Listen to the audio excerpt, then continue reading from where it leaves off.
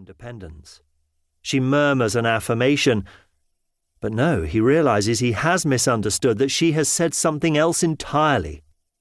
Oran, his childhood home, whispered on her lips. He thinks back to a moment nearly 2 weeks past. She must read something on his face then, for she smiles tightly and says, "Lucky guess."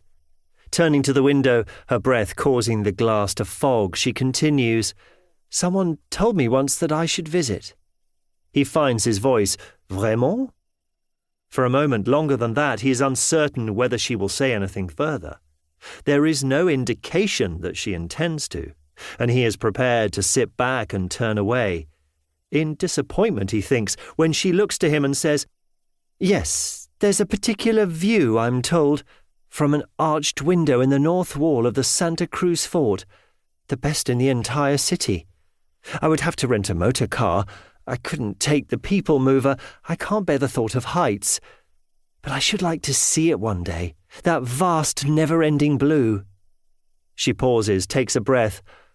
"Afterward, I would drive the motor car out of town, find a cafe that overlooks the mountains and the sea, and order crepon."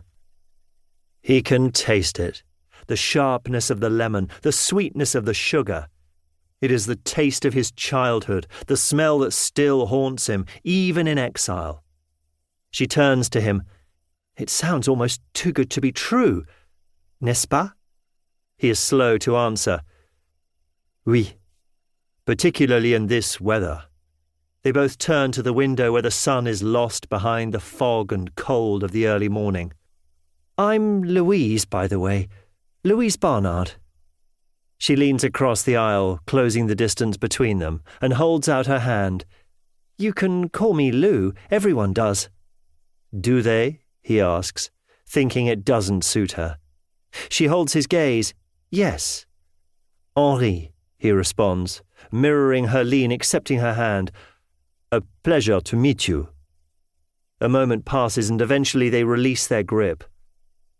"Do you mind?" she asks, indicating the closed window. From her coat pocket she withdraws a packet of gitane. He thinks her hands are trembling just slightly. "No, of course not. Allow me." He stands, opens the window, notices she has still not removed her coat. "Were you long in Belgrade?" he asks, sitting down again. She tilts her head back, blowing the smoke from her cigarette into the air above them. "Only a night or two." The train conductor interrupts them then. Henri retrieves his ticket and passport from his coat pocket. The conductor looks it over, nods. He turns to the young woman, who in turn opens her small leather satchel, retrieves her ticket and passport, and hands them over. The conductor looks from the passport to the woman, then nods, apparently satisfied. "Chvalavam," he says, and closes the door to the compartment. They sit back into their seats. The engines rumble, and a blast of steam fills the air with its whistle. Neither of them turns to the window toward the platform, nor do they glance toward the hallway, toward the occasional traveller and passing attendant, luggage in tow. Instead, they sit and stare at each other.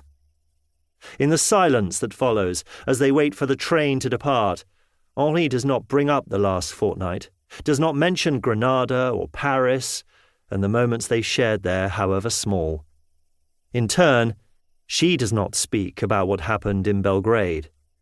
There seems to be an understanding, an unspoken agreement between them in which they will pretend, at least for now, that the past does not exist, that this particular moment here on this particular train is their first encounter.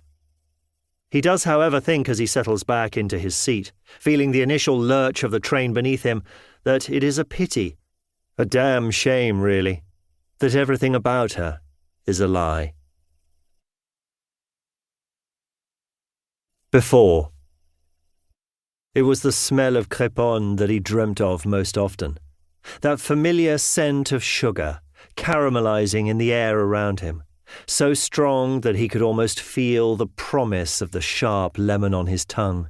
He could almost believe, in those moments before his mind had fully awoken, that he was back home, that he had only